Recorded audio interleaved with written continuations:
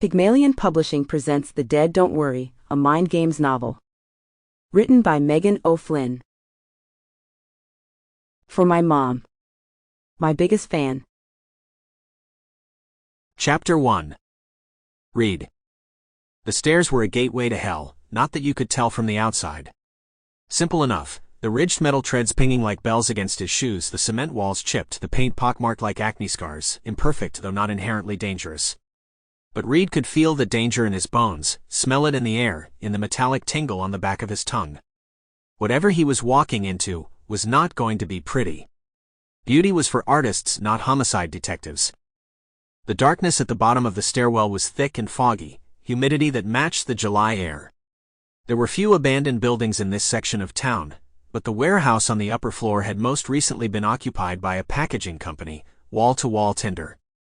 It had been no shock when a fire destroyed the south-facing side, and no company, not even the packagers who had called this place home, had returned to claim the rubble. Upstairs, heavy cardboard, moldering and still soaked in mineral-rich fire hose water, made the warm air fog up like the jungle. But down here, it shouldn't be so dark down here. The forensics team was already on the scene, the door propped open with a triangular hunk of wood.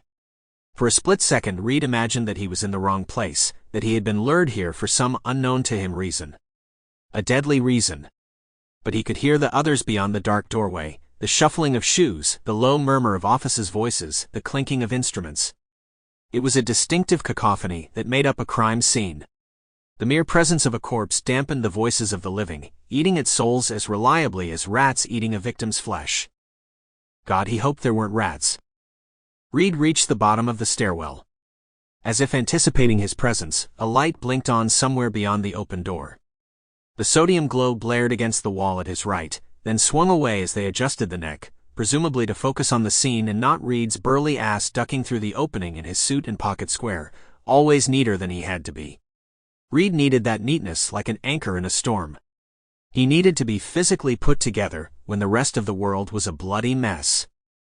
But, blank floors completely clear of debris, unexpected. Had the killer cleaned up? If so, his diligence had stopped at the floor. The cement walls were streaked with grime, striations of black and brown like uneven prison bars, runoff from the waterlogged paper products above. The spotlight was currently trained on the far corner of the room. Though Reed could not see the victim just yet, he could smell the death above the mildew and the thick dust that attached itself to his throat like ash. He took a breath and closed his eyes for a beat longer than a blink, trying to see the room as the killer would have. The text vanished. The light dimmed. The buzzing air went silent. Sample complete. Ready to continue?